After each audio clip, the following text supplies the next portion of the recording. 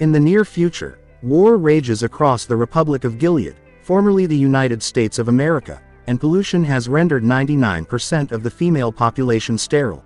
The country, under the rulership of a totalitarian patriarchal theocracy, is designed in such a way that only benefits the high class.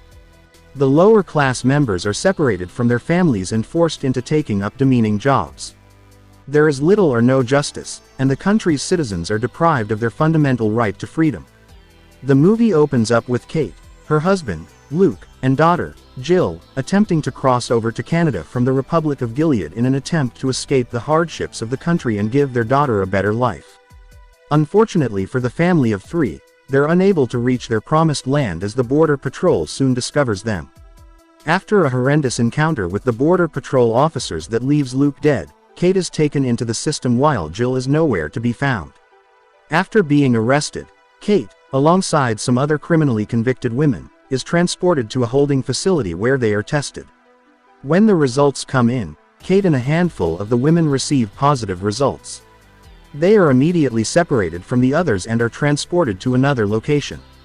Here, Aunt Lydia, the woman in charge of the Red Center, an academy where handmaids are trained, meets them and explains that they will all become handmaids.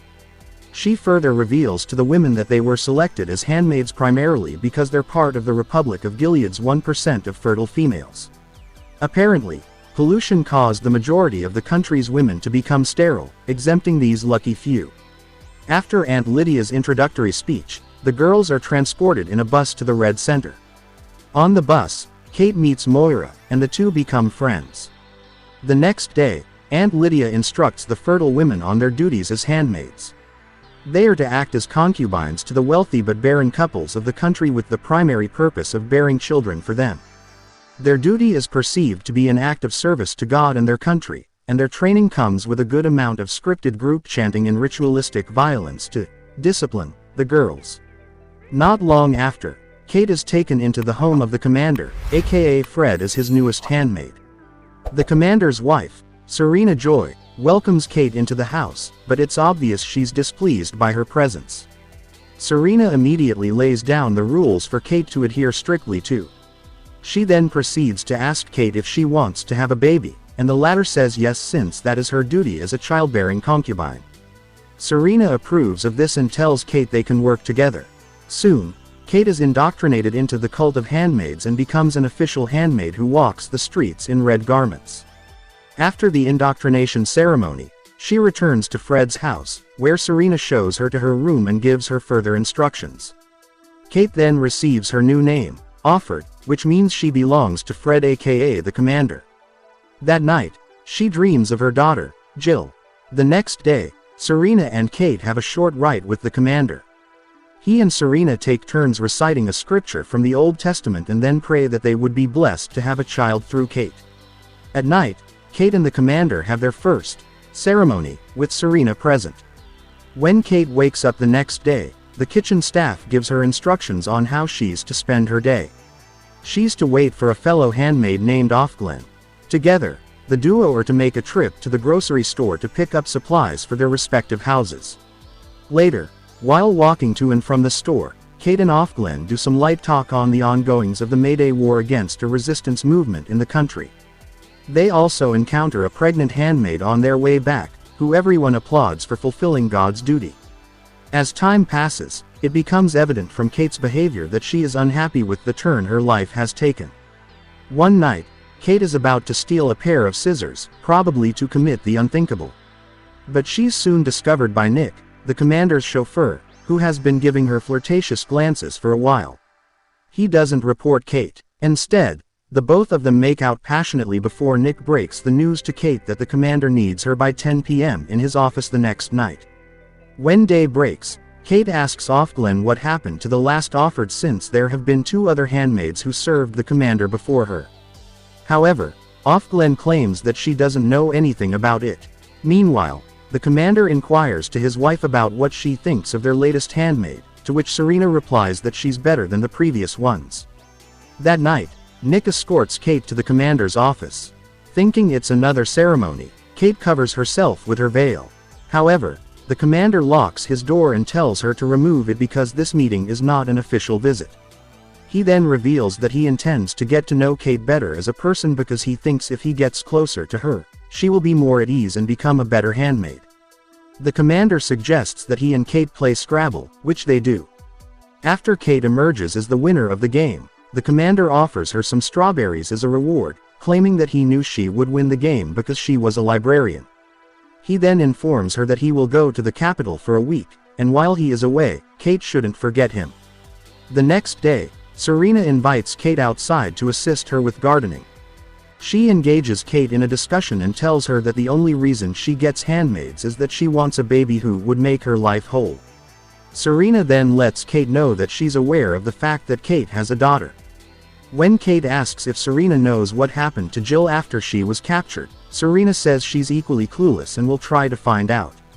3 months after Kate's residence in the commander's house, she's still not pregnant. This makes the family anxious, and Nick drives Kate to a hospital to run some tests. Meanwhile, Kate's doctor tells her that there's absolutely nothing wrong with her. However, he knows the commander and suspects that he's the one who's sterile because he has tried twice before to have a child. When Kate asks if they also test men for sterility, the doctor says they don't and that Kate will get the blame if it doesn't work out. Surprisingly, he offers to help Kate by impregnating her. The doctor says that no one will know it's not the commander's child, and that he has helped many other women get pregnant this way. Kate politely declines, but he presses on by warning her of the consequences if she doesn't become pregnant. When he begins to make further advancements, Kate threatens to scream for help, and as a result, he finally lets her go. Back at the commander's house, Kate is given 1 more month to get pregnant, or else she'll be up for reassessment. In the next scene, the commander and Kate play a game of cards, and Kate is the winner once again. When she asks for her prize, the commander gives her a stash of magazines that were supposed to be burned because such material is illegal. Meanwhile, Kate asks the commander to do her a favor by giving her hand lotion because she needs it for her dry skin. At first, he obliges, but after a while, he rethinks and mentions that his wife might smell it on her and get furious. When Kate argues that she's barely even close enough to Serena for her to notice her scent, the commander agrees to give her a hand lotion on the condition that she doesn't use it on the nights of their ceremony. During their next ceremony, the commander gets carried away and is about to touch Kate sensually. However, Serena immediately stops him, fearing that he might be more attracted to Kate than her. Later that night, Kate confronts the commander and tells him to never try touching her like that again because Serena can get angry and send her off to the colonies, where the standard of living is unbearable. Kate then uses the opportunity to ask what happened to the last offered. The commander reveals that she couldn't conceive, so she committed the unthinkable. Hearing this, Kate gets taken aback and she quickly leaves the office. Meanwhile, Serena is getting impatient while waiting for Kate to conceive. One day, she calls Kate over for a talk on the issue. Kate asks if she has discovered anything about her daughter, but Serena says she hasn't. Serena then asks Kate if she has had any pregnancy signs, and the latter says no. As they keep talking, Serena points out that Kate's time is running out. She admits that her husband might be infertile and suggests that Kate should sleep with another man so that she can become pregnant. Kate reminds Serena that she would be killed for that, but Serena brushes it off by saying women do it all the time. When Kate asks her who she has in mind, Serena tells her Nick is a good fit for the job because he's loyal to them. Eventually, Kate agrees to the idea, and the two decide to keep it a secret. The night Kate and Nick get intimate, and this marks the start of their affair. The next day, Serena confesses to Kate that Jill is alive. Apparently, she had known all along and was hoarding the information from Kate. She then gives Kate a photograph of her daughter, which makes her emotional. When she inquires about Jill's location, Serena merely assures her that she's in good hands and is well taken care of. Kate asks when she can see her, but Serena breaks the sad news to her that it's impossible because Jill wouldn't even recognize her as her birth mother. That night, Kate goes to Nick's room to confide in him. She tells him that she needs to see her daughter.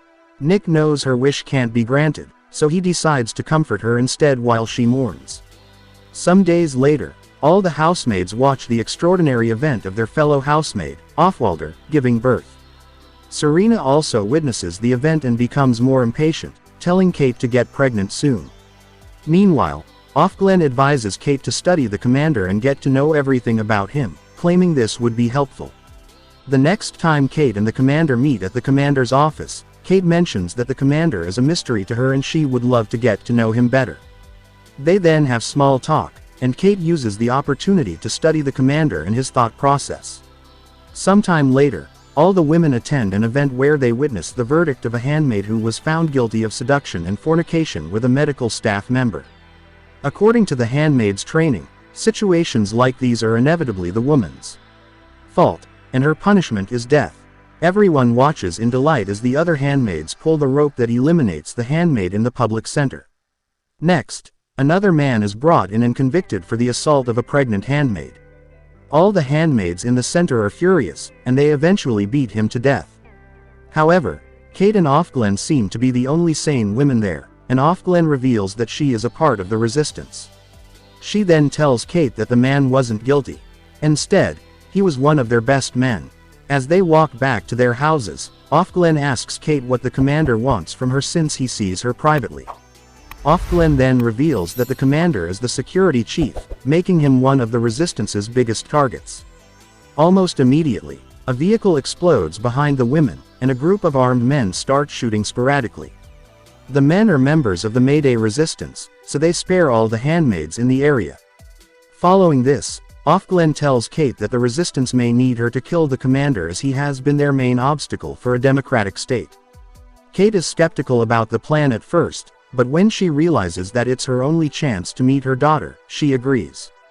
Later, when Kate returns to the commander's office, she is surprised when he tells her he's taking her out and gives her a fancy black dress and boa to wear. Nick is their chauffeur, and while in the car, Kate has to lie down on the floor during checkpoints because, according to the commander, wives aren't allowed where they're going. When they arrive at the destination, which is revealed to be an illegal nightclub, the commander introduces Kate to everyone as Mary Lou. They both dance, have drinks, and sleep together before eventually leaving. Once they get back home, Kate goes to Nick's room and tells him that she's pregnant for him and isn't going to give up their baby to the commander and his wife, who she detests. She then tells Nick that she wants to escape and asks him to join her. When Kate returns to her room to rest, she finds on her dressing table a note from Ofglen saying, 10 p.m. tomorrow, and a knife beside it. The next day, Kate goes to meet with Ofglen to tell her she found the note, but when the girl turns, Kate realizes that the Ofglen she knew has been replaced. When she asks the unfamiliar woman where Ofglen is, the lady claims to be Ofglen. Meanwhile, Serena finds out that Kate has been sleeping with her husband outside the ceremonies. She confronts Kate about it and insults her before storming out of the house. By 10 p.m. that night, Kate prepares herself to eliminate the commander. When she enters his office, he's about to fire a gun at her, but when he sees it's Kate, he lowers his guard. Kate then uses the opportunity to kill him. Immediately, Nick and some other police officers arrive at the house and arrest her. However, the arrest is a ruse because the police officers are actually undercover Mayday resistance who help Kate escape. In the next scene, Nick and Kate have an emotional farewell because Nick has to return to join the Mayday resistance. He tells Kate that he'll keep sending her messages and she should run away and take care of their child until he returns. The movie ends with Kate hiding safely in the mountains, thinking about her first daughter, Jill, while also awaiting Nick's baby's arrival.